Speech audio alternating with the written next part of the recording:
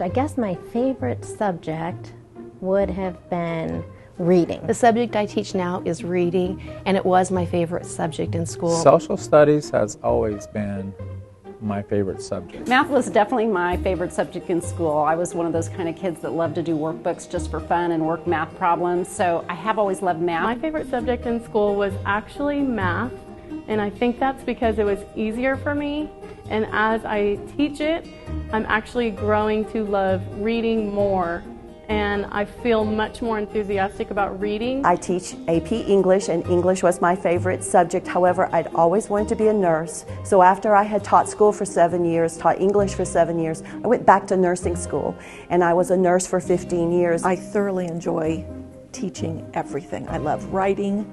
I love the teaching of reading with all of the inferencing and the questioning and digging inside a person's brain to help them think. Reading was hard for me when I was a kid, which gives me a little bit more compassion for my students when it comes to reading a difficult text, and I think that's what I love most about it, is because I understand what it's like to struggle with it. I think I wasn't a good reader to begin with, but I had lots of support from my teachers and friends and family, and so it turned into being my favorite subject. I remember reading nonstop in elementary school. I loved to read biographies, and particularly biographies about women that overcame challenges. I thoroughly enjoy math and all the problem solving that goes along with it, and I love science because of STEM and the exploration they get to do. When I was a 5th grade teacher in the district, I taught about American Revolution, and that was really interesting too. But now I'm teaching ancient civilization, so I'm learning about all the cultures around the world,